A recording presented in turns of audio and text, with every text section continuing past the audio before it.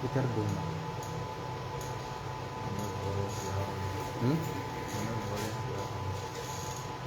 Sekitar doma.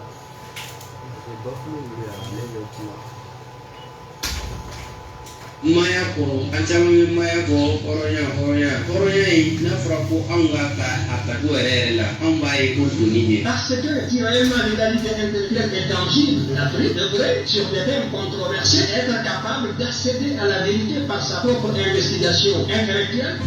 À l'école, on a instauré quelque chose pour nous obliger à parler et à réfléchir en français. Si un de vos camarades vous surprenez à parler votre langue maternelle, en l'occurrence le cerveau,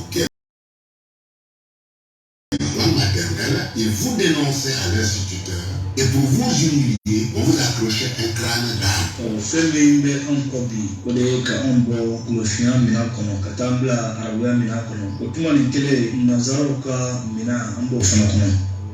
kono aye tugo no ye sungu mari ofo ongo ye uluka ye tugo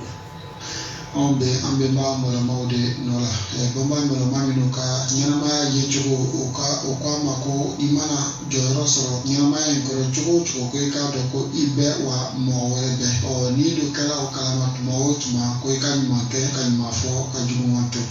ubanga ko mi chama na ko sita pese ta ko ya no dina mo fe pe na de be urugo ne o fe mi famia o ya bolo o ko ma o go ke ana tai o no mo fe mi famia o ya bolo o ko jugo de o go ke sita na tai o no ke no ka fe o plan de ala ami sita o ya wa bolo ko mi na sita na ko mi na de kono On minga par la qui est wal berberi wal école wal dieu minuba kuma kela diɲɛ baarakɛla ye kuma de ye n'i ye kuma se sɔrɔ i bɛ fɛn bɛɛ se sɔrɔ n'i ma kuma se sɔrɔ i tɛ se foyi sɔrɔ hali minnu b'a fɔ ko an ka kuma dabila ka baara kɛ fili kuma don baara yɛrɛ fɔlɔ de ye kuma ye ni fɛn min ma ɲɛfɔ o baara tɛ kɛ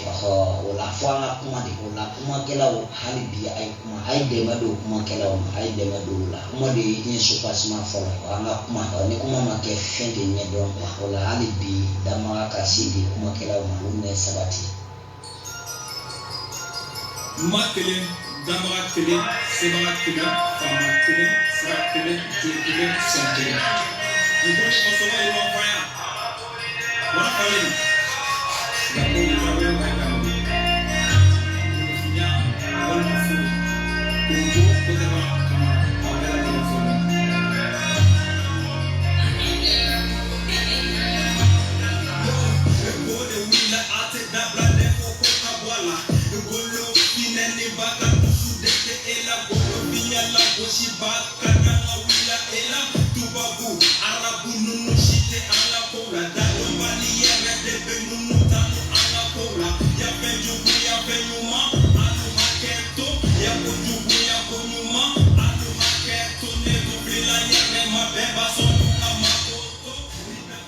Ayiwa an bɛ radio lamɛnbaga bɛɛ lajɛlen fo k'a fɔ an bɛ a ka radio mandi de sanfɛ a b'a k'a ka kelen-kelen de lamɛn kelen-kelen min ni a bɛ wele ko bɛnba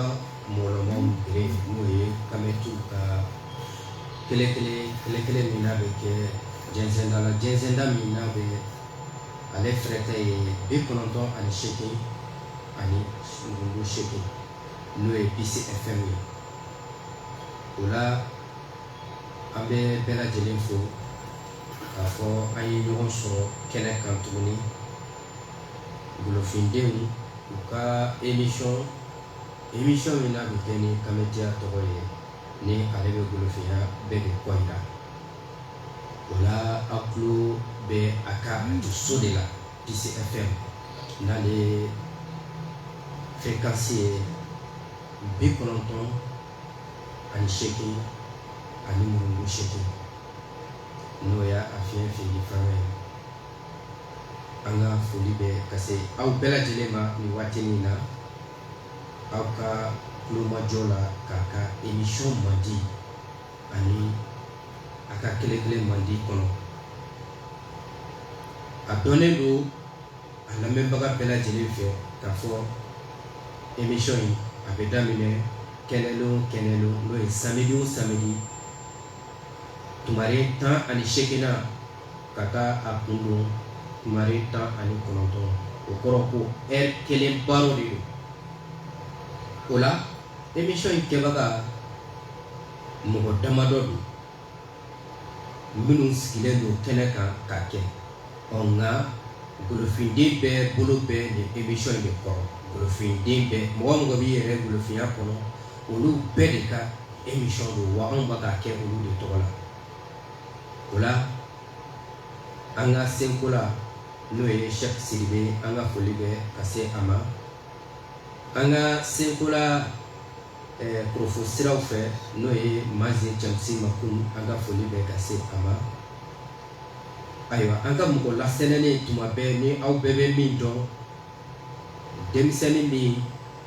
n y'a dɔn ko ale ka kan k'a ka denmisɛnninya jɔ diɲɛ ye a kan ka jɔ faso ye n'o ye Kolokoto Himotep ye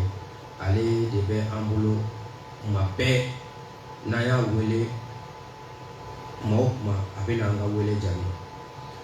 ka se ka baro ninnu lasɛnɛ ka ɲɛ o de ye an balimakɛ Setigi Cɛnti Keyita ye o la an ka foli bɛ ka se aw bɛɛ lajɛlen ma o la o bɛ an bila ka don an bɛ taa an ka sanwalan na Kɛmɛti sanwalan n'o de ye sanwalan fɔlɔ-fɔlɔ ye dugukolo sanfɛ an b'ale kalo 4nan de la ni o kalo 4nan tile 7nan an b'o o de la n'o ye Kahareka tile 7nan an b'o de la san 6000 ani 200 ani 58 an b'o de la ale de ka kɔrɔ ni diɲɛ calendrier bɛɛ ye ale de ye fɔlɔ ye o kɔfɛ an bɛnbaw ka janjo ba dɔ fana tɛmɛna n'o ye Kurukanfuga ye min kɛra 1234-36 o tɛmɛnen ni sisan cɛ o bɛ bɛn san 786 de ma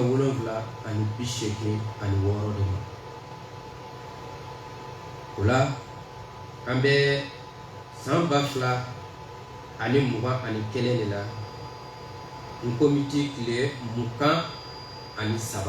b'o de la o la ka foli lase aw bɛɛ lajɛlen ma o tɛmɛnen kɔfɛ an b'an ka cɛmɔgɔw fo minnu ye nin sira in bɔ ka bila anw ɲɛ n'o de ye an ka cɛmɔgɔ a n'an ka kina Dunbi Fakoli an bɛ foli lase a ma Siramusa Dumuya an bɛ foli lase a ma an bɛ foli lase fo Faransi an ka kina Baba Moribo Gindo o la sa Tashibila ani barikada ani foli bolo tigɛ bali an b'o o lase an ka cɛmɔgɔw ma ni ale sɔnna ka an la ɲɛnajɛ bɛnbaw ka minɛnw ani bɛnbaw ka cɛyaw ni bɛnbaw ka jijaw k'an suga ko kan n'o ye Bayɔrɔ Sidibe an ka foli bɛ a ye Sonko Marika n'a si Bamba o bɛ an bila an ka taa donsow ka fan fɛ o la an bɛ Maribugu donsow fo ka Masina donsow fo ka Bayaŋara donsow fo ka Ɲɔnɔ donsow fo Mali donso bɛɛ lajɛlen an b'o bɛɛ lajɛlen fo cɛ kelen min tɔgɔ la o de ye Isik Toloba ye a n'a ka cɛdenw k'u fo ka segin k'u fo u ka jɔli ani u ka jija jamana ye o tɛmɛnen kɔfɛ an bɛ foli di an ka mɔgɔ welelen ma n'o ye Kolokoto Himotep ye a ka foli kɛ ka foli lase an ka donsow ma Kolokoto Himotep i ni sɛnɛ an b'a karamɔgɔ Banfɛlɛlɛ Setigi Cɛnti Keyita an ka foli bɛ kosɛbɛ an ka nanke k'a fɔ ko dansɔrɔ bɛ su la a tɛ ɲɛnama la k'a fɔ ko dan tɛ la fiyewu karamɔgɔ o tɛmɛnen kɔ k'an ka senko la le grand Cheikh Sidibe hali n'a sɔrɔ fila don sa an b'a fɔ yan ayi a fɔlen don o tɛmɛnen kɔ mɔgɔ min bɛ k'an bila ka fa kɔ kɛ k'an direct la sisan Facebook ye Facebook a bɛ fɔ de ma an ka kan ko Kafa Kɔgɛ Kɔgɛ ye page ye quoi voilà donc livre page Facebook kɔrɔ de y'o ye anglais la quoi donc ale de bɛ k'an bila direct la sisan o y'an kele kolo de page les championnats de la révolution on y a au Facebook quand il va ma page donc il sait que émission sur direct là walmani atemeni que il sait que ni de la page qu'on essaie émission sur Canada ça fait tout quand on a pour remarquer allemand on est dans la dunia kafo que sur kafo c'est la même pas bella jelema la même pas bella jelema ko ba kalandum dona kene kono kene mandi na toye ko bimba molomo bre le chemin des ancêtres méritants il y a fait jour na ambe bi samedi le 23 octobre 2021 et wafla no wan kele to mitigi o kle mo wan sawa we bambe mo ka sawa sawa woro ke me fla bi do shiri o kalona no e ka her kai o kle o vlana o calendrier no e sawa la o de ka ko ni dia sawa la be wa dia sawa la be wa ji o de fa la kata chibla ke kata o be ma mo ye o ko si ata la ko ambu go e ka ko ambu no ka o wa kantu la foye wa to la foye fa ko lo munye bunya so ka bunya so ka la wasa so ka kuna ere so ka kemiri di be fa ka kemiri di be pa e di repepure wa ka kemiri di be ka mo e sunku damba sunku mari damba ha so doni kala wulumna o ka klonu mo nyomo che ma ke ka mo ya ro chende wa ke ka mo ya tonori yake kama clan yake kama Robin sikafita wakati shiblake kata ubemo mo ye ya ba fera una sala o gembe ba fanola o fa be ba fanola o wako an bebe an bimba moloman mureno sikafita ola yani anga soko anga walandama ne anya abla ka tɛmɛ kɛnɛ don tɛmɛnen an y'a fɔ bɛɛ lajɛlen ye an ye dɔ fɔ a la sisan an bɛna don a kɔnɔ a yirala k'a fɔ ko kumada in n'o ye thème ye k'a bɛna étaler sur plusieurs émissions c'est-à-dire kelen damadɔ bɛɛ bɛ kɛ a kumada kelen kan kumada min don a kɔnɔ waralen don ko comparaison évidente entre spiritualité ancestrale africaine et religion dite révélée ko golofi sɔrɔ mi dɔya walima fɔcogo la fasuni bulonda sira walima fɔcogo la mɔgɔya yiri fondo ko o ni sama diinɛw diinɛ minnu ko walima diinɛ minnu lasebagaw ko k'a bɔra yɛrɛ yɔrɔ ko fasuni bulonda bɛnbaw ka sira ni o comparaison o laɲɔgɔnma pakisanga laɲɔgɔnma walima daɲɔgɔnma o de ye comparaison ye comparaison évidente donc pakisa ayiwa yan'an ka don o kɔnɔ kunnafoni dɔ cɛnsɛnnen don an ka jamana kɔnɔ an tɛmɛtɔla bɛ ɲininkali k'i la yala i hakilina ye jumɛn ye o la bari ka kɛɲɛ ni muso janya ye an ka jamanaden de bɛ a dafa kuma la kuma min b'a dafara siga t'o la a t'a dɔn dɛ n'ale y'a mɛn dɔrɔn a b'a fɔ a fɔndala ka di nka i t'a sɔrɔ a kuma in fɔtɔ la kuma in fɔlen kɔfɛ a faso bɛ ci a baso bɛ ci a yɛrɛ bɛ to a la siga t'o la o de ye jumɛn ye ko dialogue national walima ko ka bɛnkan signé négociation a kumaw ka di u ye u kɔni b'a fɔ dɔrɔn état ni jaabi so ka négociation i bɛ se ka mun de fɔ anw ye géopolitiquement géostratégiquement karamɔgɔ an tɛ se ka sɔrɔ o ma an tɛ se ka fɔlɔ la ka sɔrɔ an ma tasi bila kɛ ka se an ka donsow ma maribugu ka yira o la k'a fɔ ko yɔrɔ i yɛrɛ y'an ka donsow bɛɛ lajɛlen ka foli kɛ an karamɔgɔ Yusu Toloba tɔgɔ la ka yira o la k'a fɔ ko dɔnsori an karamɔgɔ Cɛkura Sidiki Jakite y'o fɔ an ye ko ti tɔgɔtɔ Seriba la minɛn kɔnɔ k'a fɔ ye k'an ka wa ma dɛ bon fo k'a dɔn de k'a fɔ k'u ni jugu min bɛ ɲɔgɔn na ko u ni minnu bɛ ɲɔgɔn na dɛ n'o ye kuranɛ Ala ni Bibulu Ala ka kan mɔgɔw ye n'olu bɛ ɲɔgɔn na dɛ ko o Ala in a tɛ ɲalikɛla fɛ fiyewu a bɛ tiɲɛnikɛla de fɛ o Ala in a bɛ binkanilan de fɛ o Ala in a bɛ dansagola de fɛ o Ala in a bɛ tɔɲɔlikɛla de fɛ o de kama o Ala in a ye minnu ci ka kɛ kira ye n'i y'olu ta k'u lajɛ i b'a ye k'a fɔ mɔgɔ minnu kan ka kɛ yirimasire mɔgɔya kɔnɔ mɔgɔ kan ka mɔgɔ min ladon mɔgɔya kɔnɔ olu t'a la fiyewu a ka kira don a ko k'a ye dɔw kɛ kira ye olu ye mɔgɔ faga de kɛ ka boli nka olu ye fagali kɛ minnu fɛ yen a tilala k'olu ci olu ma ɲi tuguni ko mɔgɔ fagala ka taa ale ko fɔ o ala in ale de y'a yira k'a fɔ k'a ye mirindi dɔ sugandi n'o ye peuple dɔ ye o peuple sugandilen ko a bolo k'a y'a seko damayira bɛɛ kɛ o mirindi ye o peuple ye a bɛɛ n'a ta olu m'a to a ta la mɔgɔ bɛ ɲini i yɛrɛ ɲininka o ala in a y'o mirindiw ka kati gɛlɛya o yahudiyaw ka kati gɛlɛya n'u fɔ cogoya min na kuranɛ kɔnɔ mun y'ale jarabi o la mun y'ale kɛ k'olu sugandi tɔw kan o ala in ka kira don i ye u ka kiriya sɔrɔ bandiya de la ka bandiya kɛ ka kɛ kira ye kiraya yɛrɛ k'o titiri sɔrɔ impossible la donc n'u bɛ u ni minnu bɛ ɲɔgɔn na an ka dusu k'a dɔn k'u ka ala in b'o cogoya de la o ala in de ko a ka kuranɛ kɔnɔ suratul Mariyama kɔnɔ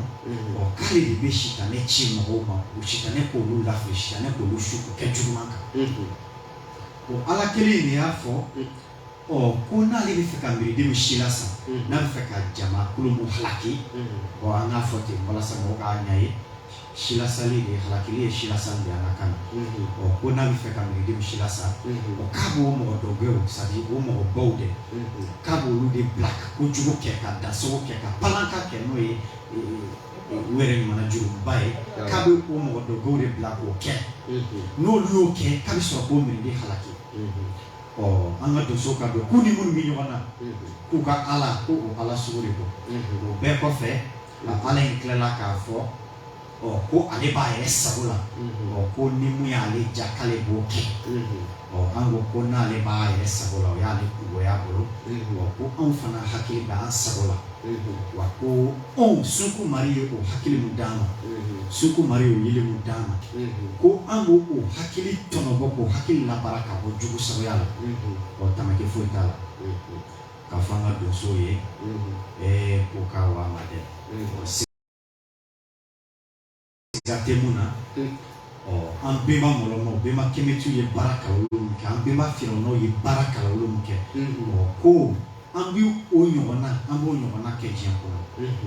k'an balola lamɔlali min kɔnɔ anw balola jugu sagoya min kɔnɔ anw balola kɔrɔtɔ min kɔnɔ k'an bɔnsɔn ti balo tɛ fiyewu wa ko an bɛnba soso famaw ye baara kalan olu minnu kɛ ka gasobaw jɔ n'o ye hɔfurunɛw ye ka dotubaw sigi ka sinfunɛlibaw kɛ ka bɛn makangali ni wuruki ma n'o ye développement ye ko an b'olu de ɲɔgɔn an b'o ɲɔgɔn de kɛ ka tɛmɛ olu ye ka f'u ye ko an balimamuso amazoniw bɛnɛ minnu ye o kɔgɔ da woronialaw kɔgɔ la k'olu ka farinya ɲɔgɔn ko an b'o ɲɔgɔn latɛmɛ an bɔnsɔnw ma an bɔnsɔnw ka farinya ka tɛmɛ amazoniw kan ko an bɛnba mɔrɔ nabɔw ka kisɛya ɲɔgɔn siga foyi t'o la ko an bɔnsɔn ta bɛ tɛmɛ o la k'an bɛnba bansani tɛrɛw ko an bɛnba cɛba ka fasakomaya cɛba Tarawele Kɛnɛdugu cɛba Tarawele Sikaso cɛba olu ka fasakomaya o ka timinadiya ɲɔgɔn siga t'a la ko an b'o ladege fo ka tɛmɛ o la n'i ye diɲɛ ta k'a lajɛ bi n'a karamɔgɔ n'i ye diɲɛ jamanabaw lajɛ il va aller les États-Unis d'Amérique, il va aller la Chine, la République populaire de Chine, il va aller la Fédération de Russie. Ko nous Chinois ye parti communiste chinois et Chine bo lamolali mi kono de. Siga t'a la n'an fana bɛ golofina bɔ lamolali kɔnɔ. Vladimir Poutine ye Russie bɔ Boris Yeltsin ka décennie noire mu kunnajigi kɔnɔ siga t'a la ko an bɛ o ɲɔgɔn kɛ fo ka tɛmɛ o.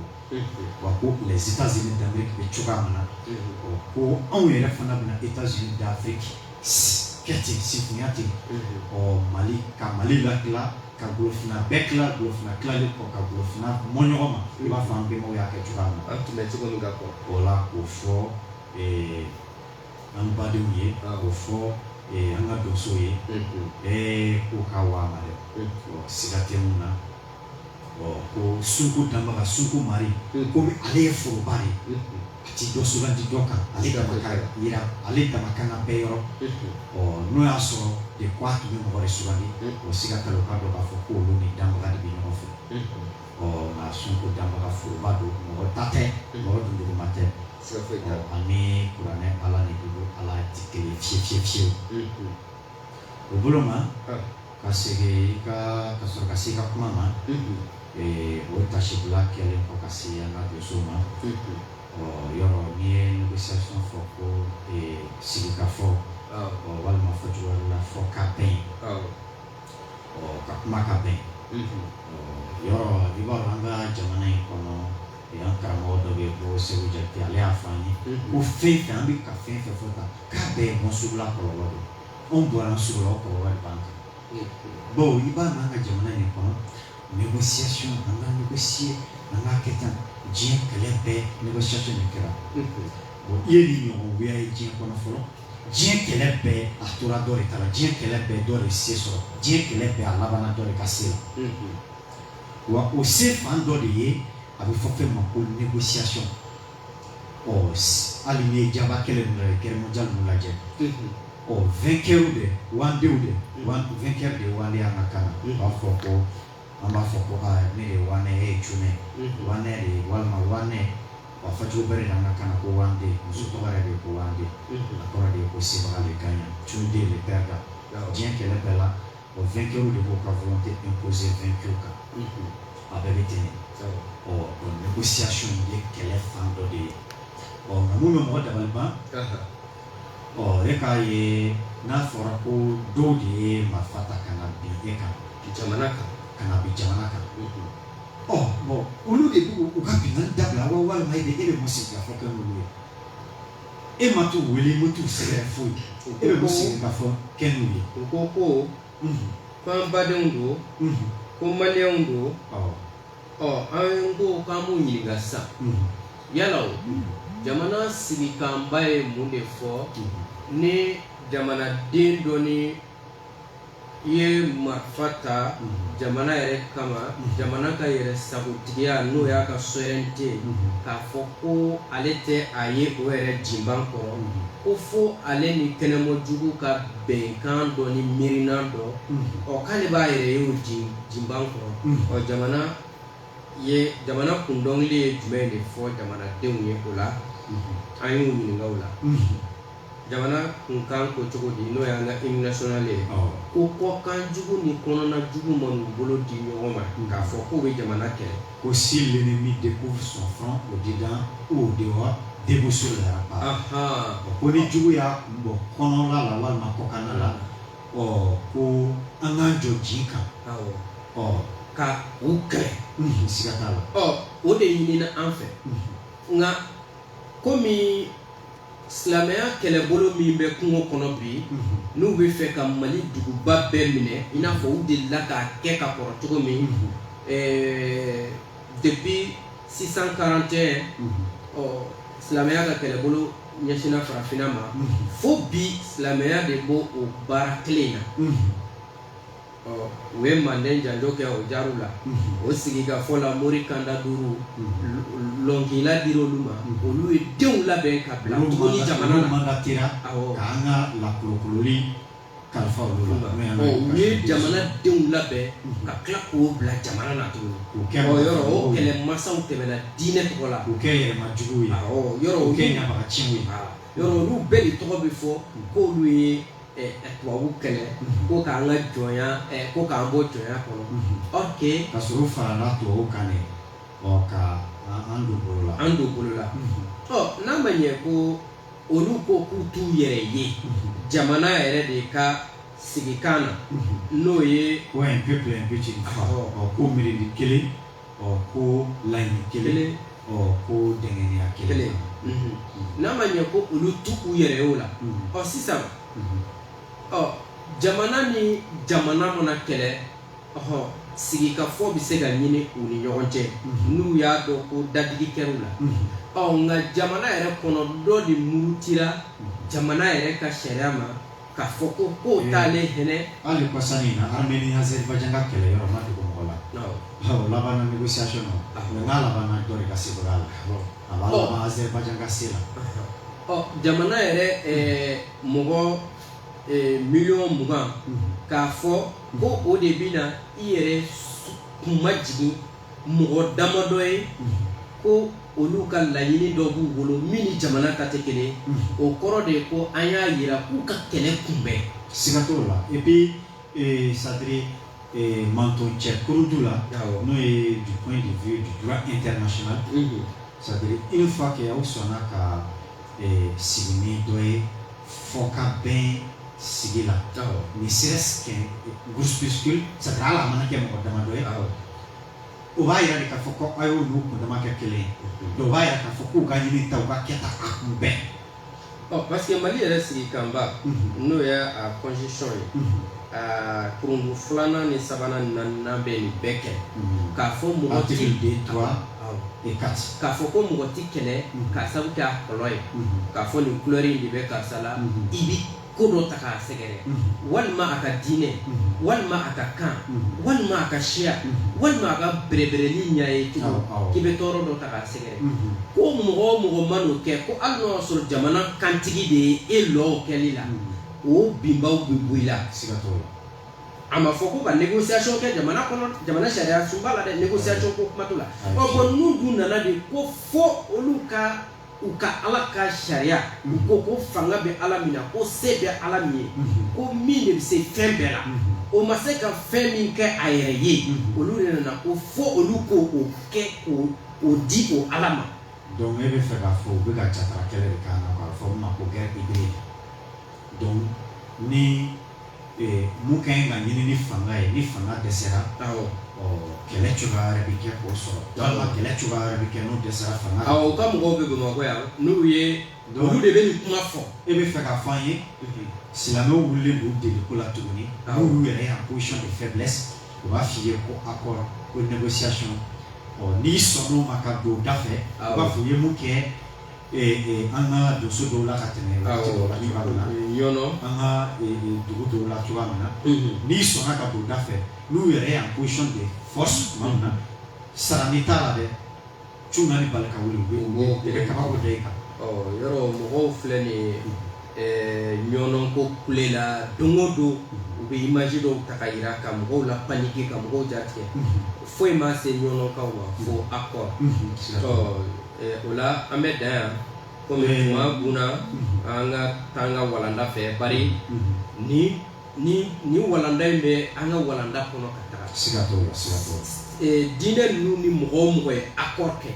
o ko labanna cogo min depuis diinɛ sindira don min fo bi an bɛna se a bɛɛ ma siga t'o la ni mɔgɔ o mɔgɔ ye bɛnkan kɛ o bɛnkan labanna cogo min janfa na an da bɛna se a ma siga foyi o la an bɛ sɔgɔ k'i ɲininka yala o an bɛnbaw ka sira kan olu ye mɔgɔya ye cogo di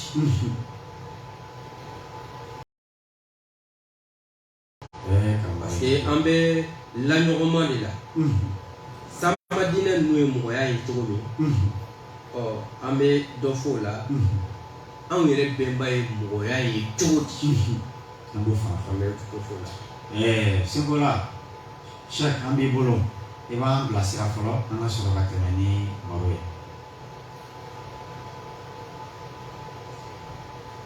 ayiwa Sidibelaka ninnu ka ko ayiwa ola karamɔgɔ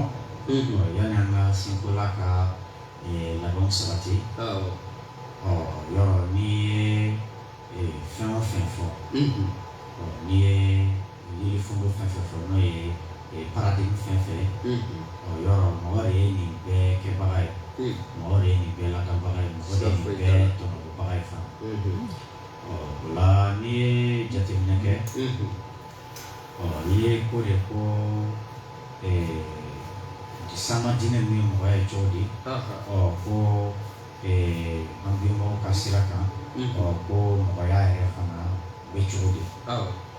o la n'i ye jateminɛ kɛ a fɔlɔ ye mun ye mɔgɔya yɛrɛ mɔlɔn n'o ye mɔgɔya yɛrɛ falɛri bon ni ma ti ka k'olu lajɛ gbɛmɛw bɛ jumɛn de f'an ye u b'a f'an ye ko je garde mon propre conseil ko n yɛrɛ ka kɔnɔdɔ bilasiralikanw n bɛ to olu kɔ c'est-à-dire ne yɛrɛ bi mun ye ka fɔ vraiment nin ti bɛn ne ma n ti sɔn k'o kɛ mɔgɔ ɲɔgɔn na wa n b'a ye k'a fɔ mɔgɔ nin ka kɛ nin o de ka di n ye o fana b'o ɲɔgɔnna kɛ mɔgɔ ɲɔgɔn ye Matka Kondo bɛ mun f'an ye tuguni ko j'irai pas la joie ko n bɛ sewa de la jɛnsɛn c'est-à-dire n bɛ mɔgɔw lasewa a ka di mɔgɔ min ka mɔgɔw lasewa est-ce que a bɛ don mɔgɔw gasi la u bɛ tila k'a f'an ye tuguni ko j'invoque le rire ko n bɛ yɛlɛ de laɲini walima n bɛ nisɔndiya de laɲini u bɛ bɛnba minnu ka sira kan olu kelen de y'a f'an ye ko hali nafolo ko n'i ye nafolo ti ko min na karamɔgɔ n mako bɛ min na an ka teliya ka don kɔnɔ bɛnbaw ye mɔgɔ bɛɛ ye nin ye cogo kelen de ye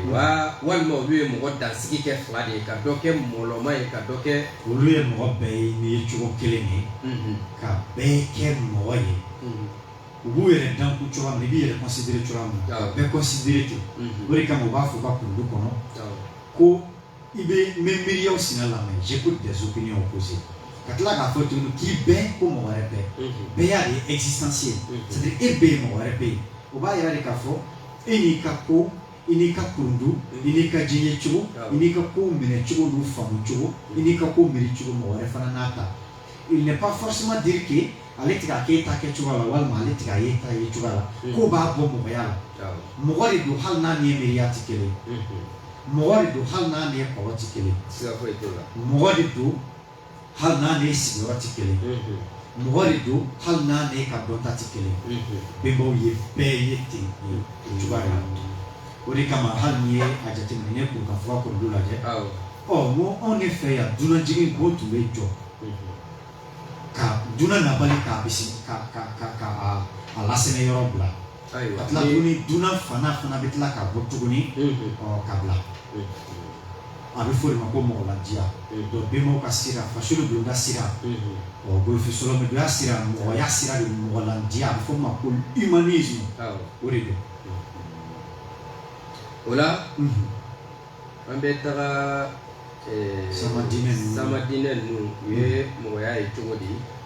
an karamɔgɔ n'an ye kerecɛnya lajɛ n'an donna bibulu kɔnɔ bibulu fɔda bɛ ko Matthieu Matthieu chapitre 10 Matthieu livre au chapitre 10 n'o ye fɔda 10 na n'i ye o lafari ta k'a lajɛ Matthieu kɔnɔ Jésus bɛ mun de fɔ an ye sa a ko ne croyez pas que je sois venu apporter la paix sur la terre je suis pas venu apporter la paix mais l'épée lafari bi saba ni naani na k'aw kana miiri k'a fɔ ko ne nana jɔ de ye dugu kan dɛ ko n ma na ni jɔ ye ko n nana ni bamuru de a ko cogo di car je suis venu mettre la division entre l'homme et son père, entre la fille et sa mère, entre la belle-fille et sa belle-mère. Ko nana den ni fa fara ka burankɛ ka denmuso denkɛ ni fa fara ka denmuso ni a ba fara ka buramuso ni buramuso fila fara. Karamɔgɔ n mako bɛ min na n'o y'a sɔrɔ bibulu kɛlen don ka mɔgɔ bɛɛ lajɔ mɔlɔn kelen na. A ye fiyewu o de ka ɲɛfɔ tan bari nin ye farali o i n'a fɔ ka ko dɔ ta ka ɲɛsin mɔgɔ ma o ye i ye ko dɔ ta ka ɲɛsin a ma nka yala mɔgɔya mɔlɔn ye kelen ye bibulu bolo wa o ma kɛ fiyewu Matthieu fɔda in an bɛ mun na Matthieu 10 au chapitre 37 de mon fort, que celui qui aime son père ou sa mère plus que moi n'est pas digne de moi. Et celui qui aime son fils ou sa fille plus que moi n'est pas digne de moi. Connais-vous quel imoïna walmaï imoïfa, c'est-à-dire wolofa walmaï woloba fait katema leka, ou kita le doy. Ni keri dingue walmaï demso fait katema leka, ou kuita le doy. Ou ko ika donc a fort, ou ni ka nyenamaya latanga, ou ko avec lui là. Oh yoro, na fora, moya elle là. En toute logique, titi a bolo erema. On a fora ifani ba. On ko la seka eka do dine dola. Feki fare ni bala filifolo. Fotu erla, feki fani bare be kofe. Kaso ga ko dine ndo kwe. On yala mo ya bebi. O dine kile kono. O dine la fo mo akira o biblu kira o. O afamba be tuer mola juna la jon to ma afamba be bolo. O Ibrahim o ani Yakubu na aywa karamɔgɔ mago tun bɛ o yɛrɛ la bari ni kiraw bɛɛ fa ta n'o ye Ibrahima ye jɔn tun bɛ ale bolo wa jɔn min tun bɛ ale bolo a bɛ fɔ ko tun ye Égyptien ye farafin ye jɔn caman tun b'a bolo awɔ ko mun ye Ismaïla ba ye n'o ye Ismaël o ba. Donc n bɛ fɛ k'a fɔ dɔrɔn donc jɔnya tɛ baasi ye chrétienya diinɛ kɔnɔ ayi fiyewu. ayiwa o la o bɛ an bila ka na silamɛya kɔnɔ ale fana ye mɔgɔya ye cogo di ale ye mɔgɔya ye ten fana n'i tagara suratu nisa yɛrɛ kɔnɔ ka furu koɲɛw lajɛ i b'a sɔrɔ muso walima cɛ o ye fila de cɛ do cɛ muso olu bɛɛ ye mɔgɔ ye nka an bɛɛ mago bɛ ɲɔgɔn na nka muso catégorie silamɛya kɔnɔ o ye hɔrɔnmuso yala ɲininkali ye min ye yala anw bɛnbaw fana ye mɔgɔya ye ten tuguni wa an ka segin ka na an bɛnbaw ka jɔn a sariya jumɛn bɛ an bɛnbaw ka sariyaw kɔnɔ ka mɔgɔya tila k'a fɔ dɔ ye jɔn ye dɔ ye hɔrɔn ye yala o sariya dɔ bɛ u bolo wa. O ma kɛ fiyewu bawo yɔrɔ a b'an bɛnbaw ka kuluturu la ka mɔgɔya an bɛnbaw ka yirifɛn dɔ de la ko mɔgɔya ɲɛtaga ko saba don. Mandekaw ko ten ko k'a lɔn ka baara ka teli ka tila k'a fɔ tuguni ko jɔnw bɛnba de a fɔ an ye ko maaw bɛnba de ka kɛta dɔn ka kɛta kɛ walasa bawo mɔgɔ fɛ mɔgɔya a laban ye jɔnya tɛ dɔwɛrɛ mɔgɔ fɛ mɔgɔya kɔ walasa ka saramanana kɛ c'est-à-dire ka bɛɛ averti mɔgɔ si kana sɔn mɔgɔ fɛ mɔgɔya ma u y'a fɔ de ko n'i kɛra mɔgɔ ye e t'i ka kɛta dɔn yɛrɛ i t'i ka fɔta dɔn i yɛrɛ ye ko i ye jɔn mɔgɔ ye c'est-à-dire bawo e jɔn i yɛrɛ ma i jɔn i yɛrɛ hakili la i tɛ ka hakili labaara ko maaw bɛnba de ma n'o ye hɔrɔn ye walima yɛrɛtigi ko ka kɛta dɔn ka kɛta kɛ y'a ye donc ko maaw bɛnba de n bɛ fɛ k'a dɔn dɔrɔn donc jɔnya tɛ anw ka golofiya sariya foyi kɔnɔ quoi ayi fiyewu. bɛnbaw ka sariya min dilanna firawunaw fɛ u yɛrɛ ye min sɛbɛn 42 ani sariya 160 ye ani 6 ye jɔnya yamaruyalen foyi t'a kɔnɔ ayi fiyewu. ayiwa an bɛ tɛmɛ yen o la an bɛ sɔgɔ min ma sisan ɲininkali min bɛ yen o de ye yala mɔgɔ doncogo golofin sɔlɔmidɔya la ani mɔgɔ doncogo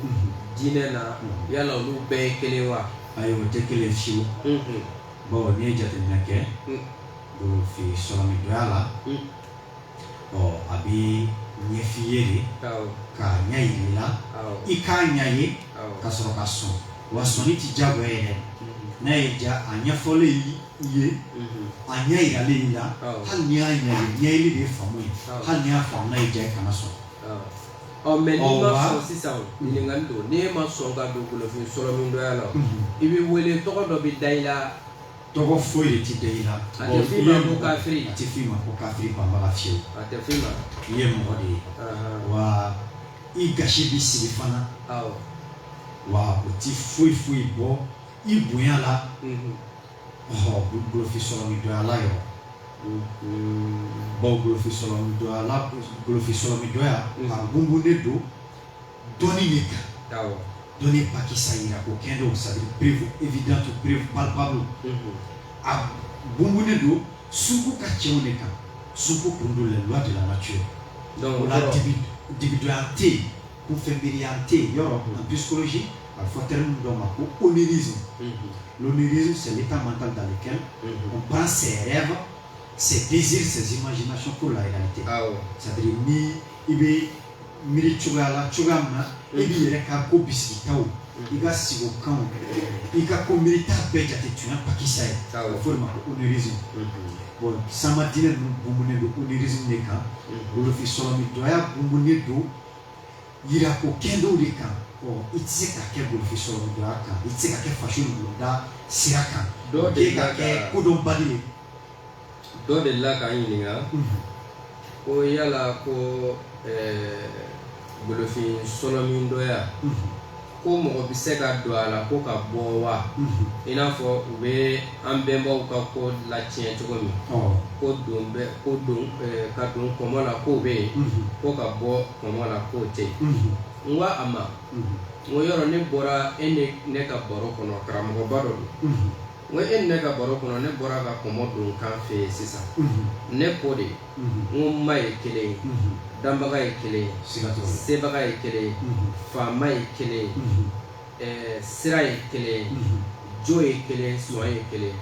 n ko e ka dan fɛn dɔ lajɛ i bɛ se k'i sama ka bɔ nin ko in kɔrɔ cogo min k'a fɔ ko e tɛ nin na n ko bɔn fɛn min don kan ye nin dakuruɲɛ 7 ye ne y'a bɛɛ kɔrɔ f'i ye e yɛrɛ k'a lajɛ n'i bɛ se ka bɔ nin kɔnɔ ka tila ka bɔ k'a fɔ mɔgɔw ye k'e tɛ nin kɔnɔ ko ka ɲuman kɛ ka ɲuman fɔ ka jugu. A ko o tɛ se ka kɛ n ko bɔn nin de y'a don kan ye bɔn a fɛn foyi tɛ yen nin nɔ k'i b'a k'a kɛ mɔgɔ dɔ de b'a ka tɔnɔ don e kan nin kumakan 7 in de don i b'i ɲala kan nin de la siga t'o la ka sɔrɔ k'a ko tɔw ɲɛ f'i ye n'i ye silamɛ diinɛ lajɛ yɔrɔ walasa i ka don o la a fɔ cogo di k'e bɛ sariya de k'a fɔ ko ala ye kelen k'i tila ka sariya ko Muhamadu y'a ka ci de mun bɛ mɔgɔ dabali ban o diinɛ kelen kɔnɔ a bɛ fɔ an ye ko seerejugu sariya man ɲi k'o ti kɛ k'o ti kɛ nka dabali ban fo ye mun ye seerejugu sariya ye mun ye ni dɔ nana sisan ko ne ko an ko Nanki Tunti Keyita a ye n ka kafa ta Jean-Philippe Mutumbi ka kafa filɛ ko une prière kami ne ka fɔ ko walima n ka dugu bɛɛ bɛ ne kafa prisonnier de la géographie Nanki de y'a ta n'a ma o ma kɛ k'ale to sujet kɔnɔ o ma kɛ k'ale to yan hali ale tun tɛ Mali la yan ale k'a fɔ ko wa tiɲɛ don k'ale ko k'a y'a ta ko n yɛrɛ y'a seere ye a bɛ fɔ o ma ko seerejugu seereya n'a fɔra e ma kira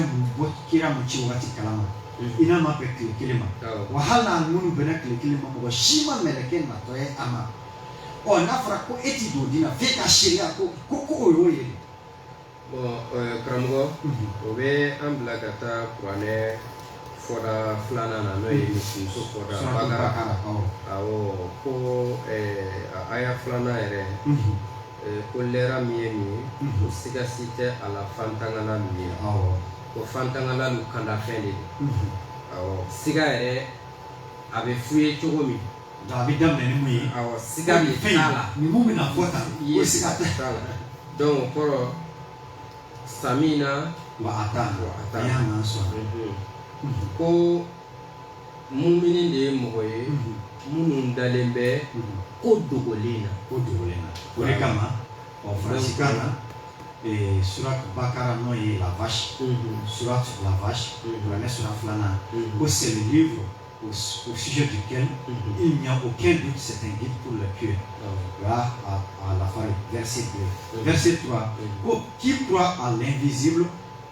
et accomplisse la sala et dépense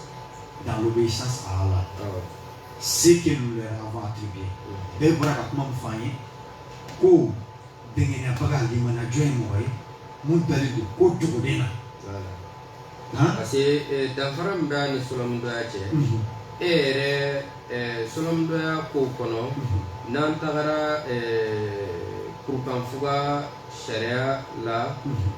sariya sen 131 n'an taara ye ka yen lajɛ an b'a ye k'a daminɛ deniya tugɛ fo ka taa se mɔgɔbaya kuntaga ma o dansigiw sinfonyalen don a bɛɛ n'a kalanbulon de don i bi kalan a bɛɛ la ni sisan k'a daminɛ san 10 fo ka taa se cɛmɔgɔya kuntaga ma mɔgɔbaya kuntaga ma i bi kalan a bɛɛ ni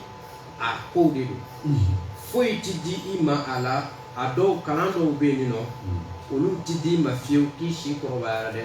olu bɛ di ma ka kɛ n'i ka jogo bɛrɛw n'o ye sunkun kurunduw la tangani o kalanw bɛ di ma o dɔnniyaw bɛ di ma donc mɔgɔ yɛrɛ ka kusanya o de bɛ i kɛ ka lɔdugu sɔrɔ Seko la i b'an bilasira. Man k'i ye o ye lala ka ten a ko ni a sigilen bɛ danaya yɛrɛ kan n'o tɛ a sigilen tɛ tiɲɛ kan bon fɛn min sigilen bɛ danaya kan ni tiɲɛ nana wo bɛ bɔ a la o ni tiɲɛ nana wo bɛ bɔ a la mais ko min sigilen bɛ tiɲɛ kan hali ni ma lala e tɛ se ka wo bɔ a la mais ni ko ma sigi tiɲɛ kan f'a sigira danaya yɛrɛ kan i ye lala dɔrɔn ya ayyuha alladhina amanu يا أيها الذين آمنوا إن الذين آمنوا والذين آمنوا محمد دي مديا محمد لا لا لا محمد لا لا لا محمد لا لا لا كل من تيجي بوكا أتيجي تسمع كا تيجي بيلا لا لا لا من تنانا وسيما بقول لا يكون كم من يكون تيجي بيلا كا كرامكو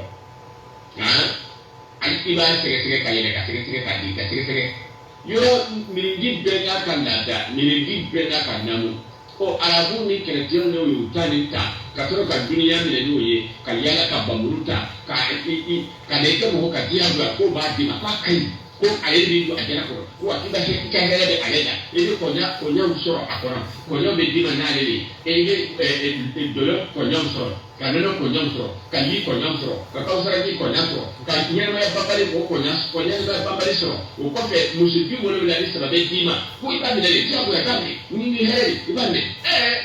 karamɔgɔ fanga tuma na a ɲɛ ye man di nka kolon tuma a bɛ se ka baara kɛ wala a bɛ se ka baara kɛ ka bamuru ta ka marifa bɛ mɔgɔ la ko miliyɔn 1 fɛnɛ nin 1000 fɛnɛ nin n'i m'a minɛ n b'i ni tigɛ ne ma deli k'a kɛ fɔlɔ bɛɛ y'a sira kan ma deli ka yanni ta an ta tun b'an bolo yan an bɛnbaw ka laada an bɛnbaw ka namu tun b'a o bolo yan o namu ni cɛ ka ɲi hɔrɔnya b'a la danbe b'a la o kɛlen don ka tiɲɛni fan bɛɛ kɛlɛ ka ma kan ni kulon de k'a sɔrɔ a ma kɛ ni bolotigɛ a ma kɛ ni farala kelen a ma kɛ ni bugɔli ye lamɔcogo yɛrɛ de bi sabu i yɛrɛ t'a miiri fɛ ko kelen sonyali kɛ i yɛrɛ t'a miiri kelen jalinya kɛ i t'a miiri fɛ kelen jafa kɛ a yɛrɛ tɛ jigin kɔnɔ kelen galon tigɛ o lamɔcogo an bɛnbaw tun ka namu kɔnɔ o tun ka o labɛnw kɛ k'o lakulukuli labɛn parce que a tɛ jigin kɔnɔ yɛrɛ de koyi jango ko i b'a fɔ ko n kana kɛ a tɛ jigin kɔnɔ o labɛnw de tun b'an bɛnbaw bolo namu ɲuman bɛ tɛmɛ o kan arabu bɛ balimakɛ bɛ jɛ a balimamuso fɛ arabu bɛ jɛ a woloba fɛ arabu bɛ ɲɔgɔn sɔnjugu tɛ dugukolo sanfɛ arabu bɛ ɲɔgɔn kɛcogo cɛ ka jugu tɛ dugukolo sanfɛ n'a fɔra ko anw ka kɛcogo ɲuman ni anw ka nɛgɛ ɲuman anw ka hɔrɔnya ni anw ka nɛgɛ. Ayiwa an bɛ bɛɛ lajɛlen fɔ tuma ninnu na kosɛbɛ an bɛ taa nɛgɛjurutigiw ta fanfɛ hali n'a ye mɔgɔ 2 ɲɔgɔnna sɔrɔ olu sɔrɔ ka segin kumabon kɔnɔ tuma ka dɔgɔ o la kamɛtiw aw yɛrɛ ɲɛ b'a la tuma ka dɔgɔ an kan ka dɔ fara tuma kɔni kan ka sabu kɛ nɛgɛjurutigiw ka se ka don ka se k'u ka miirinaw fɔ o la baro kɔni kɛra ko sama diinɛ ni fin sɔlɔmin danfaraw an ye u danfaraw fɔ minnu ye kelen kelen lamɛn olu de bɛ se ka weleli kɛ k'o kara don kuma la k'a fɔ a ye nin fɔ nin don a ye nin fɔ nin tɛ walima a bɛ tan a bɛ tan olu de bɛ se ka o fɔ nka mɔgɔ min ni e ma labɛnni kɛ e kɔni kana weleli kɛ fiyewu k'a fɔ ko e bɛna an ɲininka ko yala ko mun de fɔra walima bi an bɛ jumɛn de kan o la an ka senko la welelen don fɔlɔ nka mɔgɔw kɔni k'u hakili to nɛgɛjuru sira la u bɛ weleli kɛ min fɛ n'o de ye welewele fɛrɛ tɛ 20 10 ani 8 65 donc mun bɛ weleli kɛ retour kɔma segin i k'i jija retour ka k'i bolo donc 20 20 18 65 20 20 18 65 20 20 18 65 walima 74 87 48 62 74 87 48 62 74 4 87 ani 7 40 ani 8 62 ni min ye weleli kɛ o la dɔ bɛ nɛgɛ la ayiwa an karamɔgɔ ye ni jɔ ne bɛ wele la sa tɔgɔ duman jamu duman ka bɔ min allo tɔgɔ duman jamu duman ka bɔ min wa n bɛ aw fo ka waleɲumandɔn ka barikada dante barikada min na Sufi Star do wa weleli kɛla o ye nabi ɲuman Sufi Star do ka bɔ Bangoni Jɛnɛbugu la ayiwa an bɛ Jɛnɛbugu ka bɛɛ fo i kelen tɔgɔ la ni awa bi émission in an ye faamu caman de sɔrɔ a la faamu caman anw hakili kun datugulen don bi an ye fɛn caman faamu fo ka a dama tɛmɛ la foli b'a bɛɛ lajɛlen Sitiri Cɛntiri Keyita ani Umu Jack Dumbuya an ka foli bɛ aw ye Dante foli min na ayiwa an bɛ fɔ ka Bangonika bɛɛ lajɛlen fo i kelen tɔgɔ la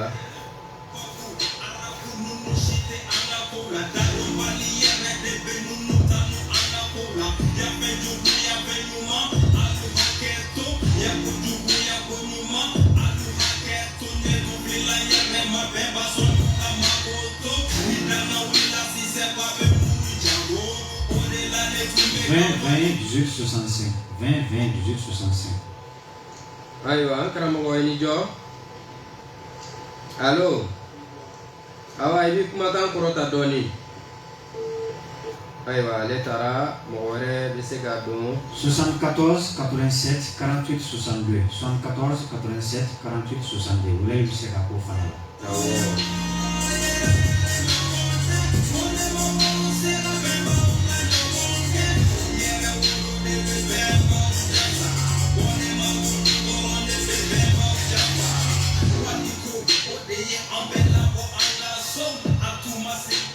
ayiwa an karamɔgɔ i ni jɔ an b'a anula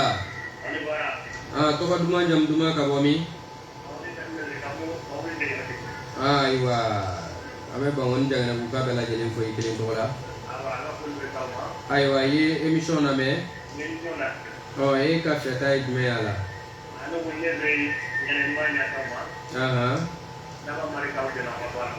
k'a kɛ ten ka minɛ d'o ma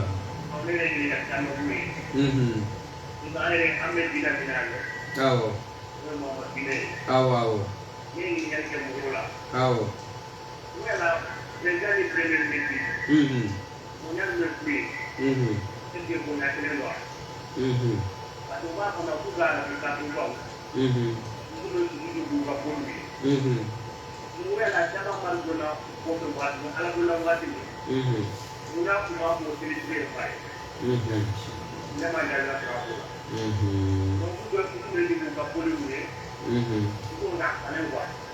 awɔ a kun ka d'an ye ni kun bɛ se ka kuma an kumana fɛn minnu kan ni kun bɛ se ka dɔ fɔ o la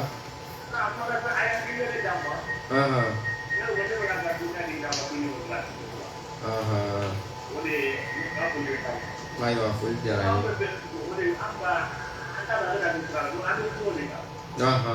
ye ayiwa halisa a bɛ a ka radio mandi de kan e ko an tɛ mɔgɔ kelen ta k'a da yan nɔ ayiwa an karamɔgɔ ni jɔ allo an wula tɔgɔ duman jamu duman ka bɔ min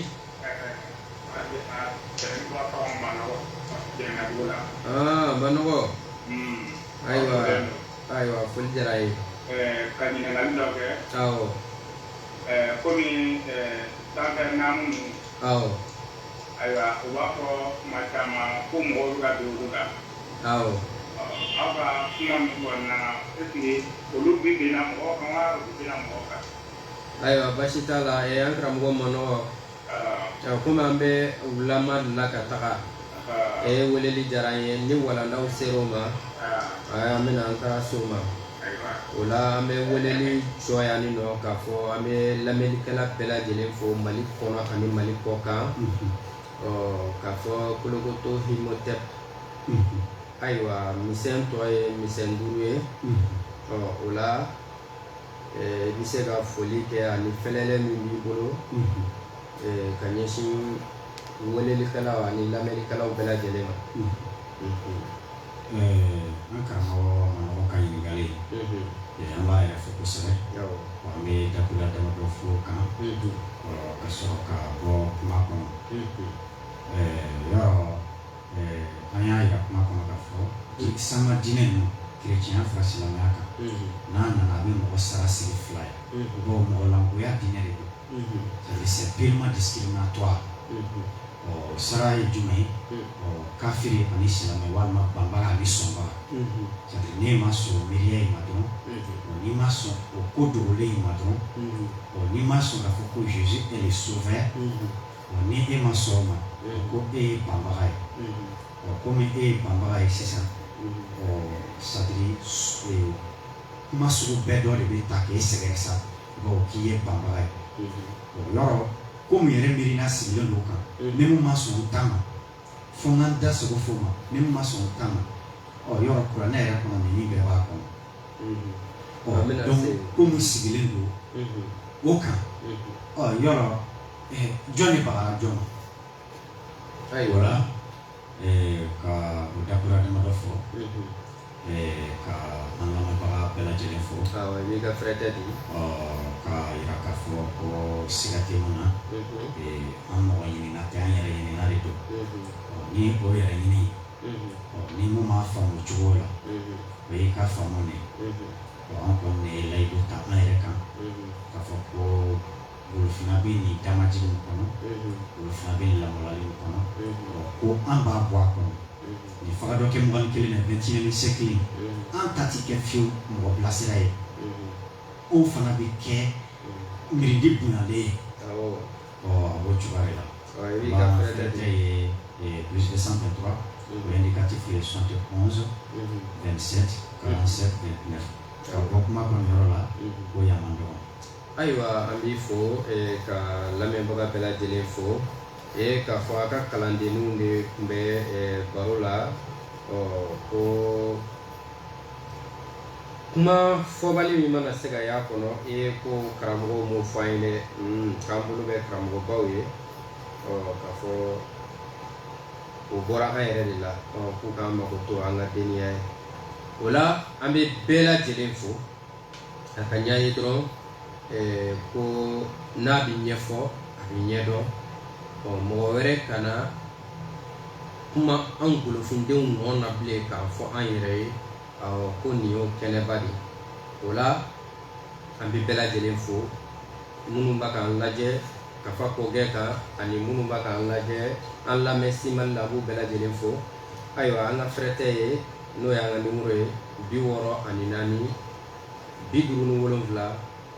64 57 33 94 o la ko k'an bɛn kɛndɛlon wɛrɛ ni ɲɔgɔnna wɛrɛ kɛnɛ kan an bɛ tɛmɛ ni an ka walandaw ye k'a fɔ ko yaman dɔgɔ